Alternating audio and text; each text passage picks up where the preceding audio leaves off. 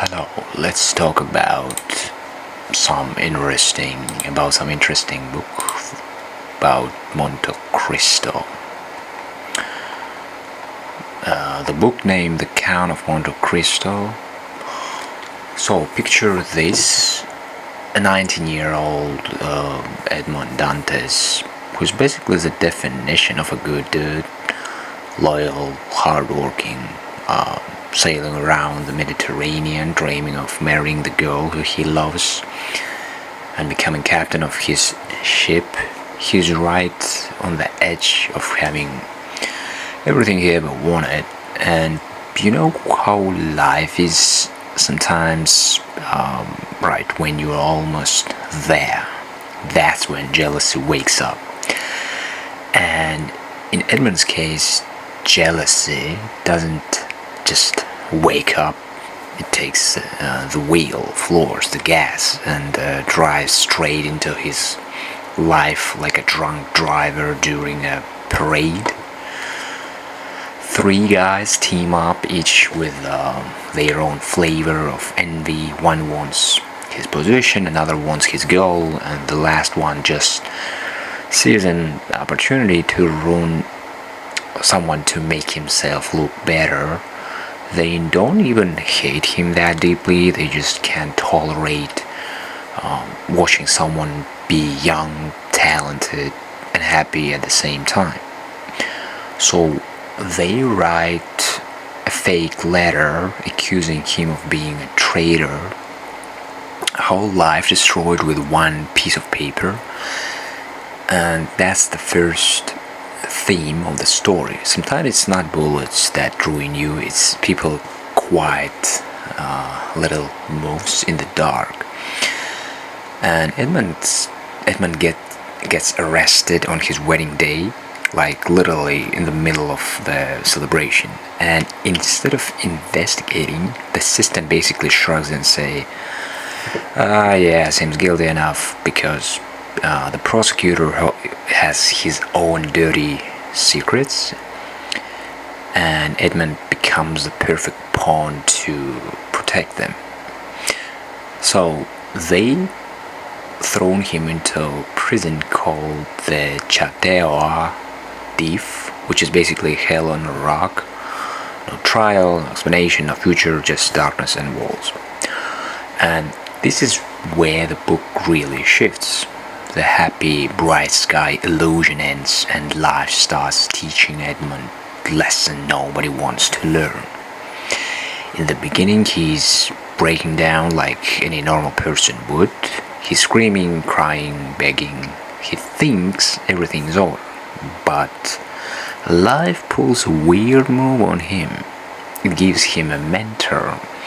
Not just any mentor, but a genius priest who basically becomes his Obi-Wan Kenobi. This guy starts showing Edmund the real world: human psychology, science, languages, strategy, finance, and honestly a world view way ahead of his time. Yeah, ironically, he seems like get high education in prison. So they bond, Edmund learns, he transforms.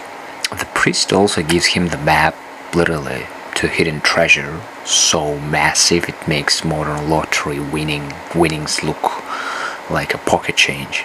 But the treasure is not the real gift. The gift is perspective. And Edmund stops being a victim in a dark cell and starts becoming a strategist who sees the whole board. He stops panicking and starts planning. And that's when he, becomes dangerous. The priest dies, and Edmund escapes in his place in one of the most, I can't believe this actually worked, escapes in literature. And when he's thrown into the sea, wrapped in a shroud that's symbolically the moment he dies as Edmond Dantès, and arises as something else. When he finds the treasure, the transformation completes. He becomes the Count of Monte Cristo, this elegant, mysterious, almost mythic figure, rich beyond belief, educated beyond recognition, and emotionally harder than diamond. This is where the story shifts into chess mode, and Edmond, he's done being a pawn. He studies every person who destroyed his life. He doesn't rush, he doesn't show his hand. He moves like a fog, quiet, slow, but everywhere. And he becomes the embodiment of, I will wait 10 years if I have to, and when I move, it will be checkmate. And the revenge is not that cheap Hollywood revenge where, someone punches a guy and everything's solved. No, it's a psychological, it's precise, it's surgical. He exposes one man's financial fraud, he shatters another man's public reputation, he dismantles another man's family from the inside, and he doesn't kill them outright. He lets their own greed, fear, and corruption swallow them whole. And the crazy part, they never see him coming. They think their downfall is coincidence, a stroke of a bad luck, a misstep, and they don't realize they're living inside a plan designed by someone they left for dead. But here's the twist most people don't expect. Revenge doesn't feel as clean as he imagined. He punishes the guilty. He sees innocent people getting hurt accidentally. He realizes that no matter how justified your mission feels, the world doesn't let you push one domino without shaking the whole table. And he starts questioning himself. Can someone become so focused on justice that he ends up becoming the thing he fought against? And that's the when story shifts again from revenge to redemption. Edmond learns to let go, to choose mercy over destruction, to stop being the count and become human again. And that's really the heart of the book. And it's not just about revenge. It is about transformation, power, patience, and the brutal truth that sometimes life breaks you so you can rebuild yourself with better materials. That's actually a good metaphor. It's about the moment when you stop asking, why did this happen to me, and start asking, what can I do now that I couldn't do before? And it's the kind of story that hits different depending on how many times you've been knocked down in life. When you are young, it feels like an adventure. When you grow older, it feels like a blueprint, because Edmond doesn't win because he's lucky. He wins because he becomes someone who doesn't need luck. He observes before he decides. He builds before he strikes. He plans before he reveals.